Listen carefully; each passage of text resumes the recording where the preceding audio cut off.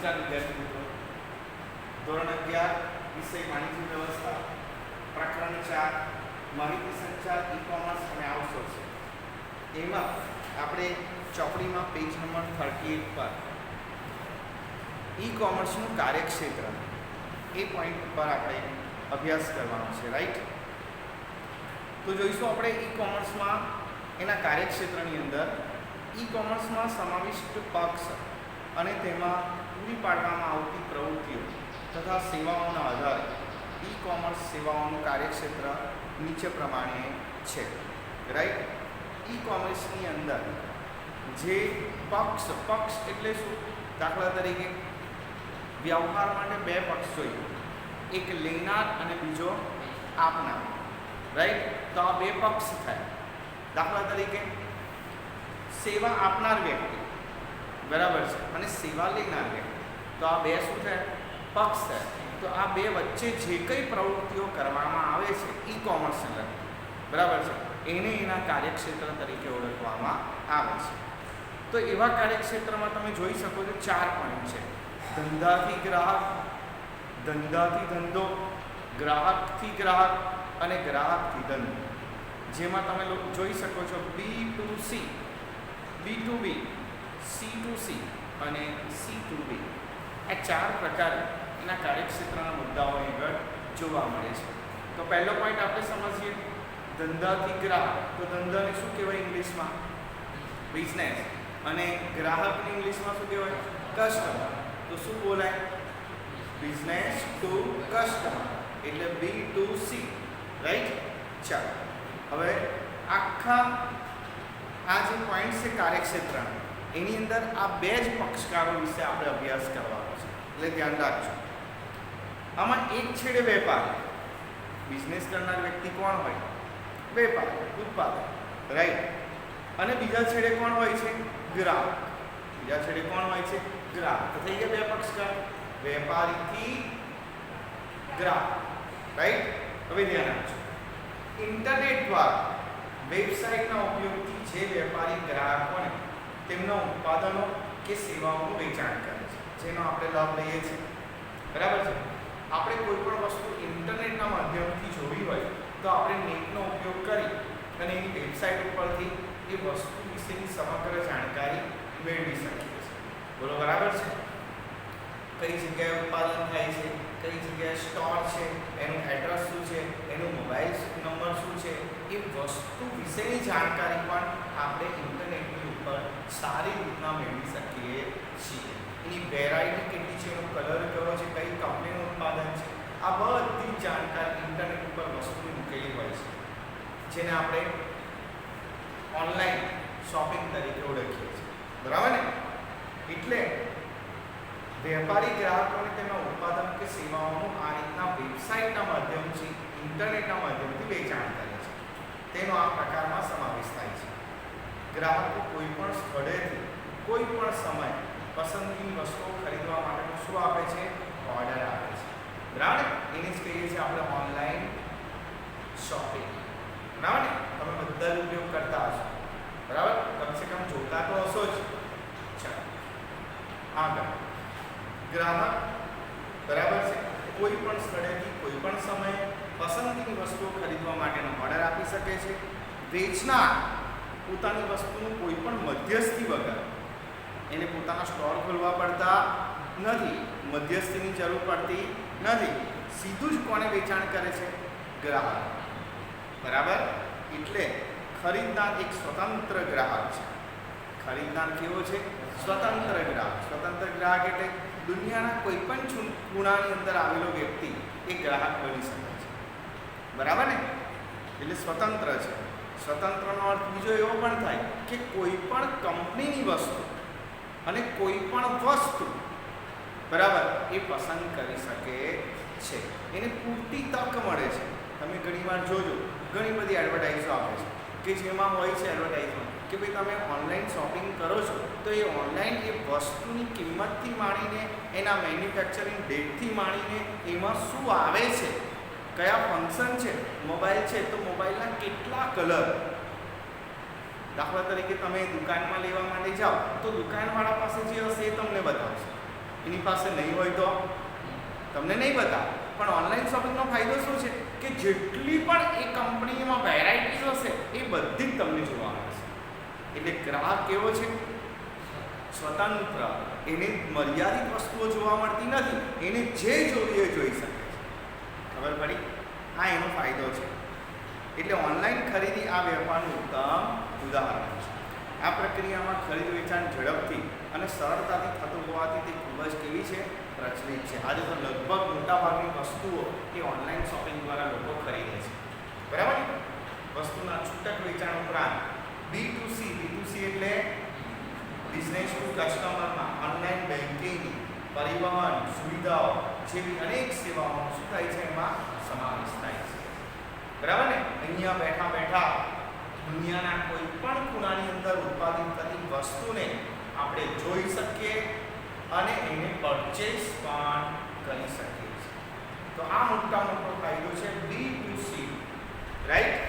Second point છે ધંધાથી ધંધો, business to business.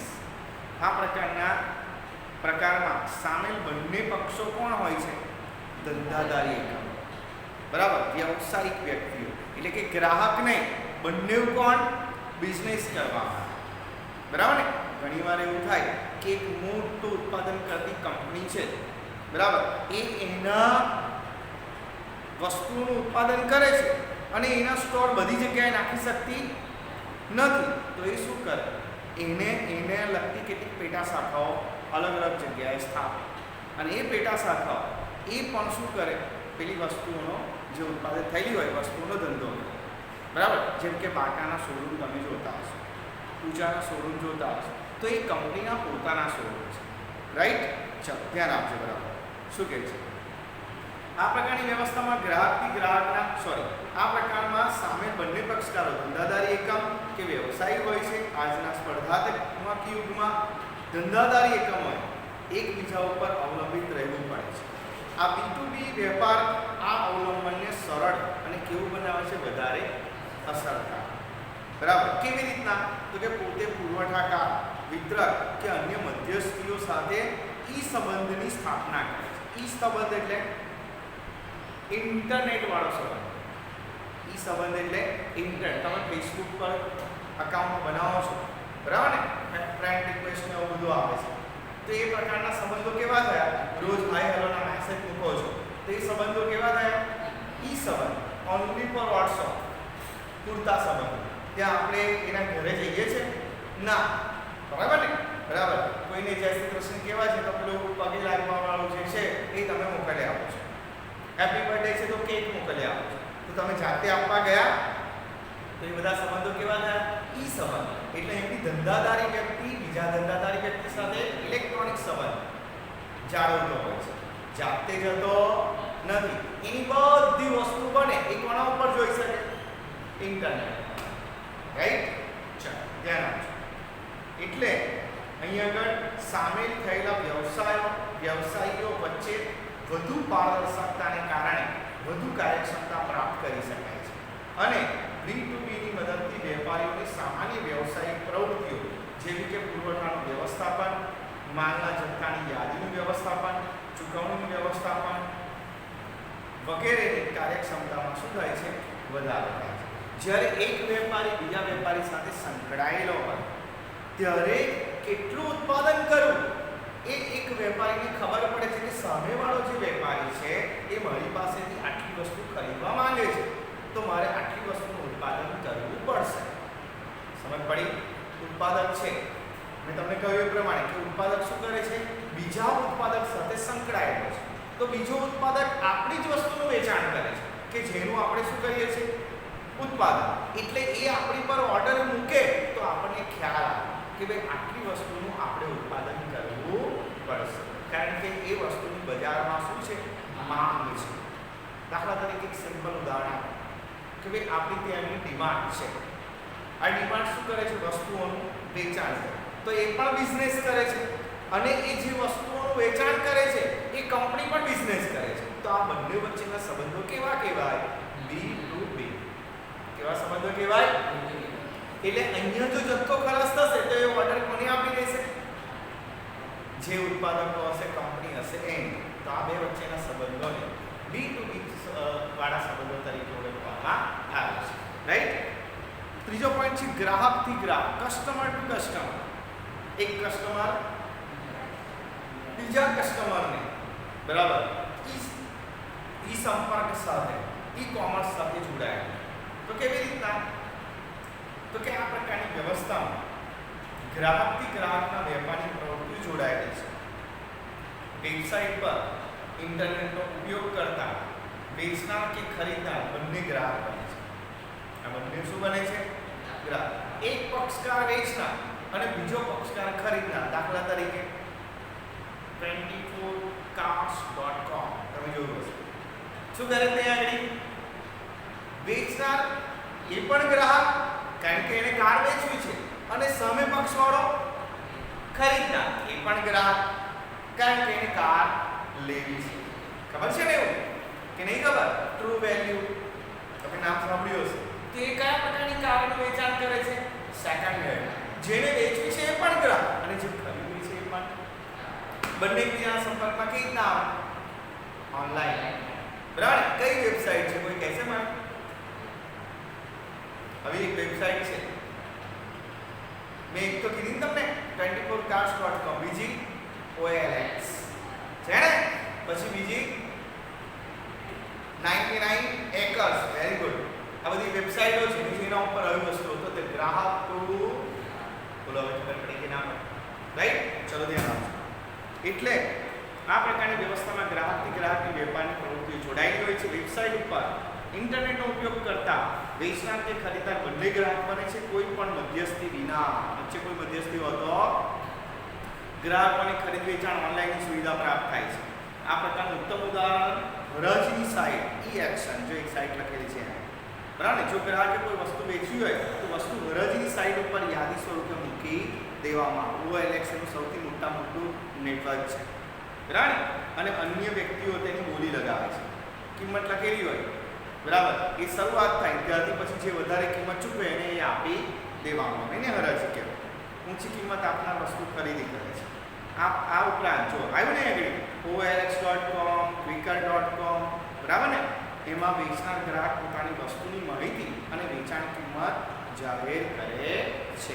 કિંમત લખેલી જ હોય નીચે, એનો ફોટો પણ હોય, અલગ અલગ સાઇટનો ફોટો હોય, તમને ગમે તો લો. 24cars.com આવે છે બરાબર ને, એની એડવર્ટાઇઝ કેવી આવે છે તમે જુઓ છો બરાબર કે કાર को जैसे देखना है वैसे देखो और फिर परचेज करो. राइट ना? अगर न पसंद आए तो कार वापस. છે કે નહીં યાર? આગળ સેકન્ડ 4 પોઈન્ટ છે ગ્રાહકથી ધંધો, એટલે કે C to B. C એટલે ગ્રાહક એટલે કે કસ્ટમર, to B એટલે બિઝનેસ. રાઈટ. તો આ પ્રકારના ઈ-કોમર્સમાં ગ્રાહકને પરવડે તે રીતે અથવા તો નિશ્ચિત ઉત્પાદન કે સેવા માટે ગ્રાહક ચૂકવવા ઈચ્છતો હોય તો તે કિંમતથી વ્યાપક શ્રેણીમાં ઉત્પાદન અને સેવાની પસંદગી મળે છે. બરાબર છે. ગ્રાહકથી ધંધો એટલે શું? ગ્રાહકો સામે ચાલીને એ ધંધાને પસંદ કરે, એને કહેવામાં આવે ગ્રાહકથી ધંધો. બરાબર છે. એક ઉદાહરણ આપો. ઝોમેટોનું નામ સાંભળ્યું છે ઓકે ના? તો ઝોમેટોનો સંપર્ક કોણ કરે છે? ગ્રાહક. બરાબર. પછી પેલી રિક્ષા ઉપર લખેલું હોય છે, શું લખેલું હોય છે ખ્યાલ છે? જુગનું કેવું લખેલું હોય છે રિક્ષા ઉપર, અને એનો તમે સંપર્ક કરો તો એ રિક્ષા તમારી ઘરે સેવા આપવા માટે આવે. એ કાર તમારી પાસે આવીને ઊભી રહે. તો એ છે કયું છે નામ એવું ખબર છે? શું? ઓલા હે ને? ઓલા નામ છે બરાબર છે. ઓલા છે તો એની ઉપર એક કાર તમે સંપર્ક કરો એટલે કાર તમારી ઘરે આવીને ઊભી રહે. પછી ચાર્જીસ હોય તમારે આપવો પડે. તો આ જે સુવિધાઓ છે એને કહેવાય ગ્રાહકથી ધંધો. રાઈટ. એટલે ગ્રાહક ચૂકવવા ઈચ્છતો હોય તે કિંમતથી વ્યાપક શ્રેણીમાં ઉત્પાદન અને સેવાની પસંદગી મળે છે. આ પ્રકારની સેવાઓ કે ઉત્પાદન કરતા ધંધાકીય એકમો ઉત્પાદન કે સેવા માટે પોતાની વેચાણની શરતો અને કિંમત જણાવે છે. તમારે ગ્રાહક છો, તમારે એનો સંપર્ક કર્યો તો એ જે બિઝનેસ કરનાર વ્યક્તિ છે એ તમને કહે છે ભાઈ અમારો આટલો ચાર્જ થશે, તમને મંજૂર હોય તો હું કાર મોકલી આપું. એટલે આપણે યસ કહીએ તો એ આપવા માટે આ ઝોમેટોમાં આપણે ઓર્ડર કરીએ છીએ તો ઝોમેટોની શરત છે કે ભાઈ આટલા રૂપિયા તમારે આપવા પડશે, રાઈટ? ભલે કે 100 રૂપિયા વસ્તુની કિંમત છે પણ એ લોકો તમારી પાસેથી થોડાક વધારે લેશે કારણ કે તમને સેવા આપવા માટે આવે છે, રાઈટ? તો આ પ્રકારની સુવિધાઓ જે આપવામાં આવે છે એને કહેવામાં આવે છે ગ્રાહકથી ધંધો, રાઈટ? એટલે ગ્રાહક અને ધંધાકીય એકમ બંનેની પરિવર્તનશીલતા આમાં વધારે છે, બરાબર છે? આ પ્રક્રિયામાં ગ્રાહક દ્વારા ચૂકવણી નક્કી કરવામાં આવે છે. ઈ કોમર્સની આ ઉપરાંતની પણ કેટલીક અન્ય વ્યવસ્થાઓ છે જેમાં સરકારને એક સ્વાયત્ત અસ્તિત્વ માની લઈએ તો નીચે મુજબની વ્યવસ્થા અસ્તિત્વમાં આવે છે. એટલે તમારે એ યાદ રાખવાનું છે કે આ પ્રકારની જે સુવિધાઓ આપવામાં આવે છે એ 4 પ્રકારની હોય છે: B2C, B2B, C2C અને C2B, રાઈટ? જે ઈ કોમર્સ દ્વારા એટલે કે ઇન્ટરનેટ દ્વારા આપણને પ્રાપ્ત થાય છે. અત્યારે તો લગભગ બધી જ પ્રકારનો વ્યવહાર ઇન્ટરનેટ દ્વારા થાય છે. એ આર્થિક હોય, સામાજિક હોય, નાણાકીય હોય, સાંસ્કૃતિક હોય કે શૈક્ષણિક. આપણે પણ ઓનલાઈન ભણી રહ્યા છીએ. કોના માધ્યમથી? ઈ કોમર્સના માધ્યમથી. બાકીના આ જો કદાચ માધ્યમ ન હોત તો આજે આપણે ઘરે ભણી શકત નહીં. તો બધી જ વસ્તુઓમાં આ ઇન્ટરનેટનો ઉપયોગ હવે થઈ રહ્યો છે. કોઈ સરસ મજાની વસ્તુ બનાવી છે એની રેસીપી આપણને ખબર નથી તો ઇન્ટરનેટ દ્વારા જોઈ શકો છો, બની જાય છે, બરાબર ને? આગળ એટલે અહીં આગળ સરકારે પણ ઘણી બધી એવી સ્વાયત્ત સંસ્થાઓ અસ્તિત્વમાં આવે છે જેમાં સરકારી વ્યવસાય, સરકારથી નાગરિક, સરકારથી સરકાર, આ પ્રકારની અલગ અલગ વ્યવસ્થા એ આપણને ઊભી થઈ ગઈ છે, બરાબર? સરકાર જાહેરાત બહાર પાડે છે શાની ઉપર? ઇન્ટરનેટ, ઓજસ ઉપર. તો એ પણ શું છે? સરકારથી ગ્રાહક, બરાબર ને? આપણે જરૂર પડે કોઈ કોલેજ, શિક્ષણ સંસ્થાની તો ઇન્ટરનેટનો ઉપયોગ કરી અને એનો એડ્રેસ મેળવી શકીએ. શું થયું? ગ્રાહકથી સરકાર, રાઈટ? આવી અલગ અલગ પ્રકારની સેવાઓનો ઉપયોગ કરી અને ઇન્ટરનેટનો આપણે બહોળા પ્રમાણમાં લાભ મેળવી શકીએ છીએ. આગળ ઈ કોમર્સના સફળ અમલીકરણ માટે જરૂરી સાધનો કયા? જો આ ઈ કોમર્સને સફળ બનાવવું હોય તો કયા સાધનની જરૂર પડે? તો કે કોઈ પણ ધંધો શરૂ કરવા માટે પ્રાથમિક તબક્કે મૂડી, માનવ સંસાધન અને યંત્રની જરૂર પડે છે, બરાબર ને? એ આપણે શીખી ગયા કે ભાઈ ધંધાની શરૂઆત કરવી હોય તો મૂડી વગર થાય, માનવ શ્રમ વગર થાય ન થાય, યંત્ર વગર થાય ના થાય. તો જ્યારે ઈ કોમર્સમાં ઉપયુક્ત જણાવ્યા ઉપરાંતના સાધનોની પણ જરૂર પડે છે. એટલે ઈ કોમર્સમાં પણ આ બધા સાધનો તો જોઈએ પણ એ સિવાયના કેટલાક મહત્વના સાધનો જોઈએ. કયા કયા? એક, વેબસાઇટ, બરાબર ને? કોઈ પણ વસ્તુ આપણે જો મેળવવી હોય તેની વેબસાઇટ આપણી પાસે હોવી જોઈએ. તો એ વેબસાઇટને વિકસાવી, તેનું સંચાલન કરવું, એની જાળવણી કરવી, એની સંવર્ધિત કરવી. આ વેબસાઇટમાં વેબ એટલે કે www એટલે વર્લ્ડ વાઇડ વેબ, જ્યારે સાઇટ એટલે શું? સ્થળ, બરાબર? સાદી ભાષામાં વેબસાઇટ વર્લ્ડ વાઇડ વેબ પરનું પેઢીનું શું છે ભાઈ? સરનામું. જેમ આપણું સરનામું છે એમ કોઈ પણ વસ્તુ માટે એની વેબસાઇટ એ એનું સરનામું છે, રાઈટ? અલબત્ત વેબસાઇટ એ કોઈ ભૌગોલિક સરનામું નથી. યાદ રાખજો, આ કોઈ ભૌતિક સરનામું નથી કે જે એડ્રેસે ગયા એટલે આપણને વસ્તુ મળી જાય. વેબસાઇટ એ એવું છે નહીં. વેબસાઇટ ક્લિક કરવાથી એ વસ્તુની માહિતી મળે છે, એનું એડ્રેસ મળતું નથી, પણ એ એડ્રેસ એ વેબસાઇટની અંદર હોય છે ખરું. એટલે જો તમારે સ્થળે જવું હોય તો પણ તમને વેબસાઇટ જાણતા હોય તો એ સ્થળનો આખો મેપ, આખી વસ્તુ તમને પ્રોપરલી ત્યાં આગળ મળી જાય, રાઈટ? એટલે આ કોઈ ભૌગોલિક સરનામું નથી પરંતુ તે પેઢી દ્વારા પૂરી પાડવામાં આવતી તમામ સામગ્રીનું ઓનલાઈન ઉપલબ્ધ હોય તેવું શું છે? સંકલિત સ્વરૂપ. આ વેબસાઇટનો બહુ મોટો ફાયદો છે. આપણા સરનામે ફક્ત શું લખેલું હોય? આપણું નામ ને બધું, મોબાઈલ નંબર. જ્યારે વેબસાઇટની અંદર એ વસ્તુની જાણકારી, એનો મોબાઈલ નંબર, એનું એડ્રેસ અને સાથે સાથે એ વસ્તુમાં જેટલી વેરાયટી હોય એ બધું જ આવી જાય. આ મોટો ફાયદો છે, રાઈટ? નેક્સ્ટ પોઈન્ટ, ઇન્ટરનેટ જોડાણ ધરાવતું કોમ્પ્યુટર. ઈ કોમર્સમાં જે વેપારી કે ગ્રાહકો ખરીદ વેચાણ કે અન્ય ધંધાકીય પ્રવૃત્તિઓમાં જોડાય તે માટે તેઓમાં કોમ્પ્યુટર ઇન્ટરનેટ નેટવર્કથી જોડાયેલા હોવા જોઈએ. જો આપણે મોબાઈલ ઉપર કોઈ પણ પ્રકારની માહિતી મેળવવી હોય તો આપણા મોબાઈલમાં ઇન્ટરનેટ ચાલુ હોવું જોઈએ. રિચાર્જ કરાયેલું ના હોય ને આપણે સર્ચ કર્યા જ કરીએ તો ચકરડું ગોળ ગોળ ફર્યા કરે, બરાબર ને, ત્યાં એ ચાલે નહીં. એટલે હવે શું થઈ ગયું છે ખબર છે? પહેલાં એવું હતું, બરાબર છે, કે ભાઈ મોબાઈલ એટલે વાત કરવાનું સાધન. પહેલાંના સમયમાં આવું હતું. અત્યારે મોબાઈલ એટલે બેંક, મોબાઈલ એટલે કોઈની સાથે પરોક્ષ કે પ્રત્યક્ષ બંને રીતથી જોડી શકાય છે. પહેલાં શું હતું? પરોક્ષ રીત હતી, ઓનલી ફોર વાત થઈ શકે. હવે વિડીયો કોલિંગ દ્વારા લાઈવ પણ જોઈ શકો છો, બરાબર ને.